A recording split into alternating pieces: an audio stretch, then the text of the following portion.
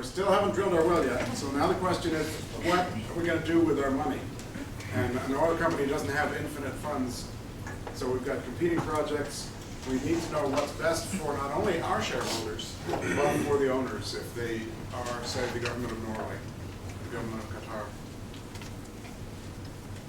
Management may have lots of options. They may not want to drill my well. They may think it's too risky. They may want to go find a partner and share the risk.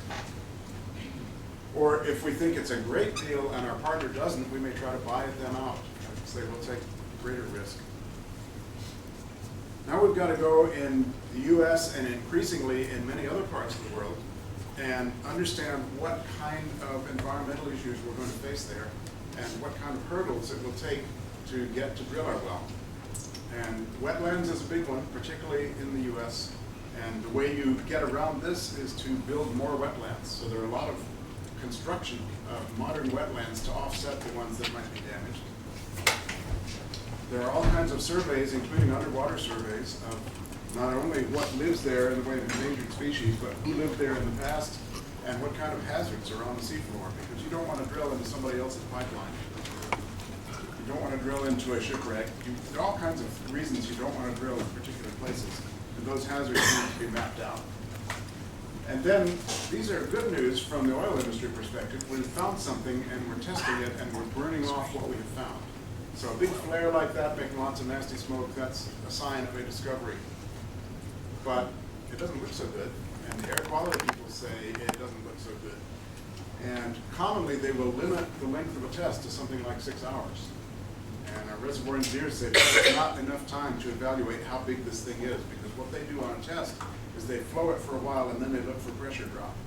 And if we're in a little tiny room, a compartment the size of this room, pressure is going to drop real fast.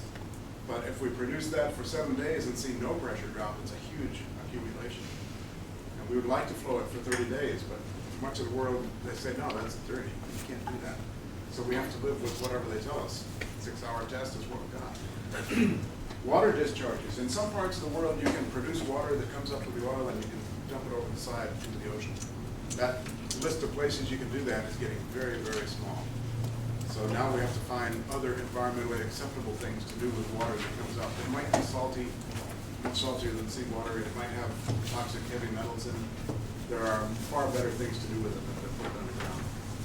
We've just created a center with ConocoPhillips and General Electric over in Qatar called the Water Sustainability Institute. And its goal is to find creative uses for these waters that are otherwise nasty. When we drill a well, we use mud. Mud goes down the hole. In fact, we've got a picture of that. I don't know if that's coming up fast. No. Mud goes down the hole, it cools the bit, and it brings cuttings back to the surface. It's very useful stuff. But when it comes back to the surface, what do you do with it? Well, it used to be poured down on the ground and ran into some nearby stream. That ended about 1930. And now we put it in a pit with a plastic liner so that it can be disposed of later. And we try and leave a drilling site so that nobody can tell we were there, ever. This is probably the environmentally riskiest part of the oil business, is we put it in a tanker and we send it across the ocean. And most recently, in the last 10 years, all our tankers have been designed with 2 hulls. So if they do run into something, there is no leakage. You breach the outer hull, you can repair that, but you don't have a lot of oil leaking from the tanker. And ultimately, anything we build has to be taken away. This is Ekofisk in the North Sea, where I've spent a lot of time. All of this platform area has about 1,000 people working on it typical day. So it's a huge complex out in the middle of the North Sea. And when we're done, about 40 years from now, it will be taken away. With one exception, and that's this big concrete tank that sits out here, and that's just going to be imploded, so it'll be blown up to fall into a big mound of concrete. And in places like the Gulf of Mexico, you can simply topple your rig over and it becomes an artificial reef. The fishermen love that because the fish gather. Well, out in the North Sea, fishing is different. Fishing is all commercial. They drag big nets across the bottom. They don't want to encounter a lot of steels. So the idea in the North Sea is we'll take away as much of it as we can. Okay, we still haven't drilled that well. We have to figure out what are the objectives of this well, what are we trying to achieve. We make a drilling plan, we make a plan to acquire data. We might drill some core that comes out of the ground about this big, gives us some rock samples. We might send electric devices down the well to test it. Those are called electric logs. And then we do the flow tests that I already mentioned. We make contingency plans. I'm sure that's part of everybody's business plan. What if something happens? What if the hurricane comes? What if the taxes change? What if? And we have an awful lot of logistics plans, particularly in the remote parts of the world where you need things like the ice-breaking tugboat and the helicopter support and that sort of thing. And one that commonly gets forgotten is we've got a lot of data coming from our well. How do we get it back to shore? How do we share it with everybody that needs to see it? Now we're getting close. We're getting ready to drill a well. So we've got all kinds of needs for contracts. For the drilling rigs, companies tend not to own drilling rigs. We tend to lease them. The crew may or may not come with the rig. We need to complete our well. We may need to stimulate it, which means we're going to try to fracture the rock or put acid in the rock to make it flow better. Separate contracts for coring the well, logging the well, dealing with the rock that comes out of the well in terms of analyses. Sales contract. We cannot get approval to drill that well. We cannot book the reserves, meaning put them on the company's records, until we have a market, until we have a sales contract for what we're going to find. Now we're going to drill the well at long last. The biggest concern is safety, because a drilling rig is a very dangerous kind of place. We've got guys way up on top of it, handling pipes like that. We've got things going on 24 hours a day. It's just not a safe place, so we try hard to make it a safe place. Here's the drilling mud that I mentioned earlier.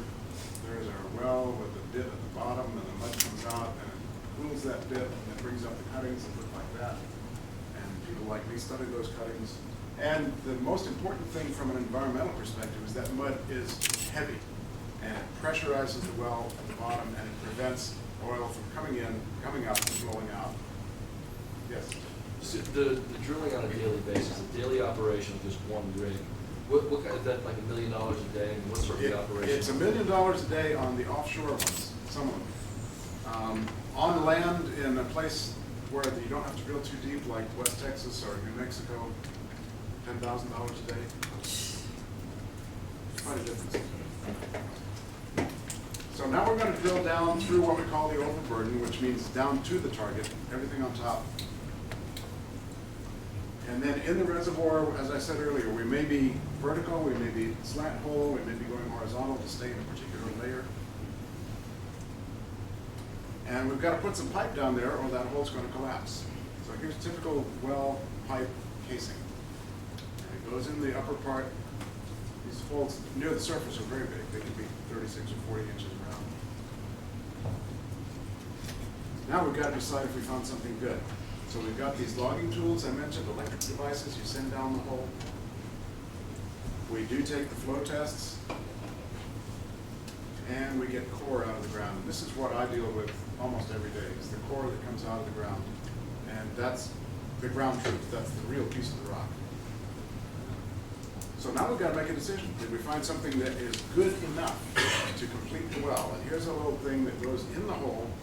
And these guns turn at 90 degrees, and then they fire a straight charge that blows through the steel pipe, and it blows out into the rock about a foot. And that's a highly explosive device. You don't want to be around when these things are going